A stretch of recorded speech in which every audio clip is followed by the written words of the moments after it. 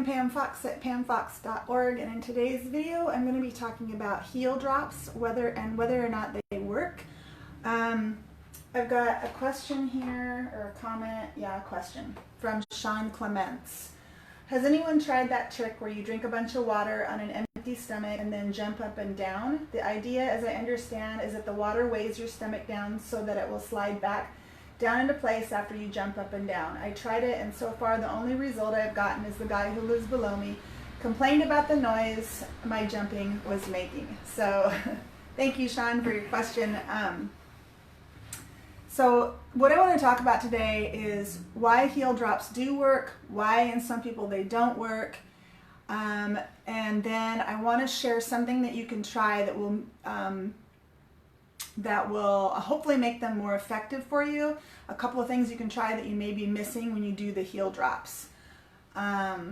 So first of all, if you don't know what heel drops are, basically for those of us with a hiatal hernia, when your stomach herniates through the diaphragm like that, you can get diagnosed with what's known as a hiatal hernia, because the hole in your diaphragm is known as the hiatus. So the esophagus comes through the hiatus like that, and if your stomach comes through that hiatus, it's known as a hiatal hernia.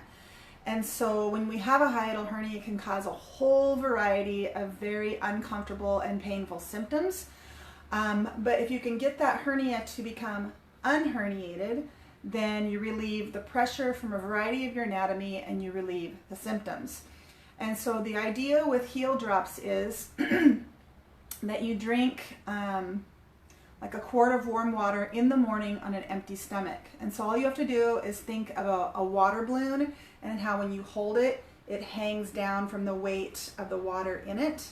And so that's the premise of the heel drops is, number one, you drink a quart of warm water on an empty stomach so that your stomach can, number one, relax a little bit from the warm water, and number two, just allow that weight to be a weight and pull that stomach down, okay?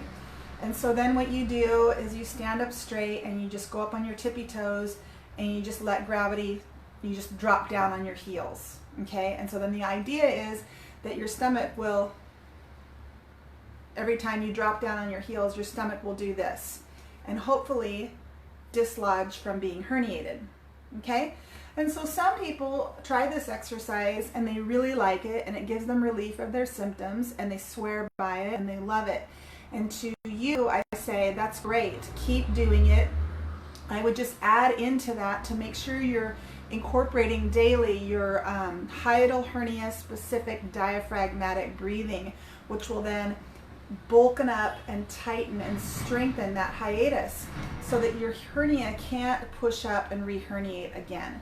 So what you have to remember is that those of you with hiatal hernia, your stomach doesn't just herniate overnight. It doesn't just become herniated in a moment for the most people, with the exception of some type of trauma.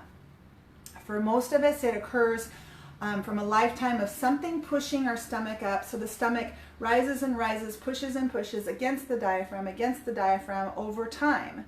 Okay, and then it begins to relocate itself adhered up here to your diaphragm. You have to keep in mind that all of your anatomy within your abdominal cavity is encased in what's known as the peritoneum, and that peritoneum is a membrane that holds each of your organs in their proper place. Okay, so it holds your intestines in their proper place. It holds your stomach, your pancreas, your liver, your spleen.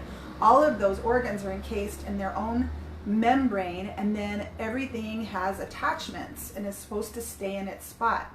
If it wasn't for this peritoneum, all of the organs would get, right, if you were to jump around or do a somersault or roll around or anything like that, they would get tangled up. And so that peritoneum is attachments that keeps everything in their place.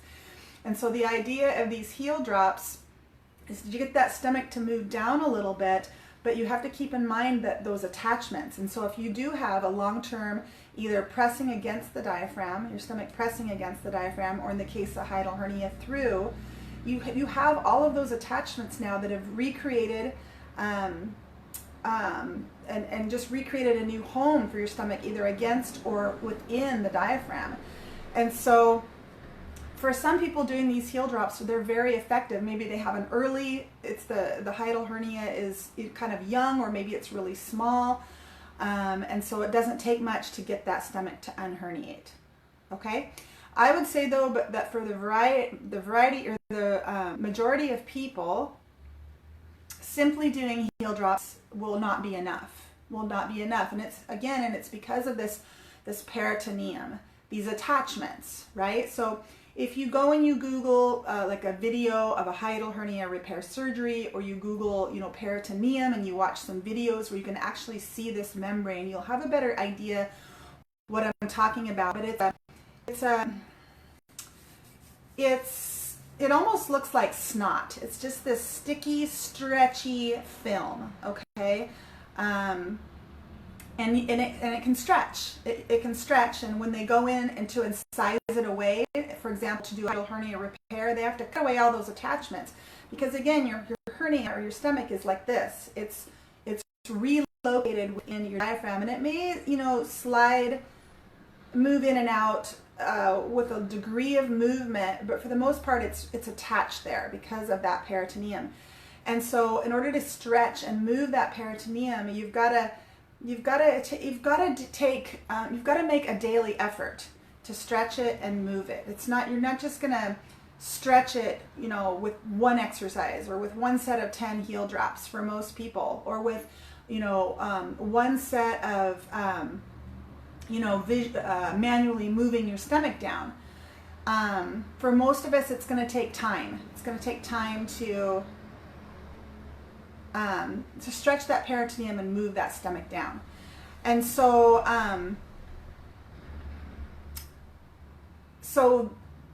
so why it works for some people, again, is because they have a younger or smaller hiatal hernia. They don't have those strong attachments. The stomach doesn't have as far to move down if it's a really small hiatal hernia. Also, if they don't have a lot of additional crowding within the abdominal cavity. So one reason we can have a lot of crowding in the abdominal cavity is if we're overweight, or especially severely overweight. So within your abdominal cavity, we have an organ known as the omentum, and it's basically a sheet of fat. It's a sheet of fat, and for the person who is overweight or severely overweight, that sheet of fat is very large and can take up a lot of space within the abdominal cavity, and so that creates more crowding. And so the stomach, there's not a lot of room for it to allow it to move down with this overcrowding. Also, if you have gastritis or really any digestive disease, your stomach is in a state of injury and a state of inflammation. If you have a lot of bloating, if you have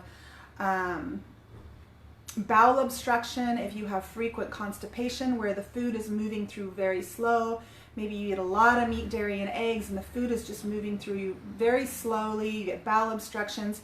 Again, that causes crowding. It causes crowding in the abdominal cavity, and so your stomach then, your stomach's up here, and it just doesn't have really room to go anywhere as far as moving downward. Okay?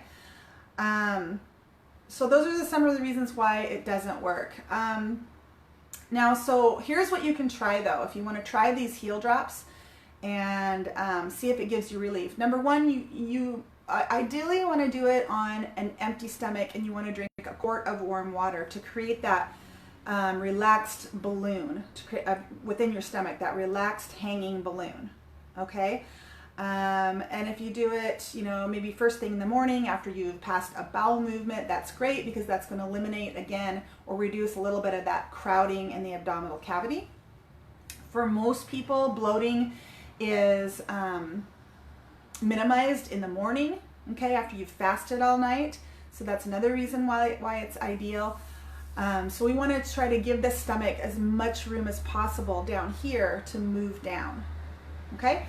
And so then you want to stand up straight, and you want two things to happen when you do this exercise. You want your stomach obviously to move down, but your diaphragm, if you can move that up, then if you've got this hernia and you're moving your stomach down, but you're also moving your diaphragm up, you're going to be more likely to create that space and that disconnection.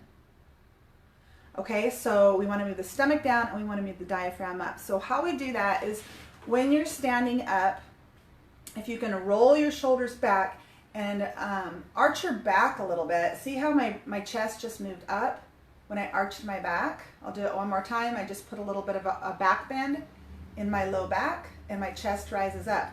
When your rib cage rises up, it brings the diaphragm with it because they're all connected. So that's how we get our diaphragm, is to move up. We stand up straight and we place a little bit of arch in the low back, and that's the position you want to be in. That's number one. Now, here is the most important thing that you can do during these heel drops that nobody is talking about except me. And that is to relax your abs. When you're doing this exercise, notice and ask yourself, what are my abs doing? What is my abdominal wall doing? Is it pulled in tight and contracted, or is it relaxed? And so you really, really want to relax your abs when you're doing these heel drops, because as you pull in your abs, you know, contract your muscles, your ab muscles, that pushes your stomach up. And again, we want to give it as much room to move down as possible. So you want to lift that rib cage and relax that belly, okay? And that's it. So I hope you guys found this helpful. You can always find more information about me and this information that I share at my website, pamfox.org. And I'm going to take off now, but I hope you all have a wonderful day, and thank you so much for watching.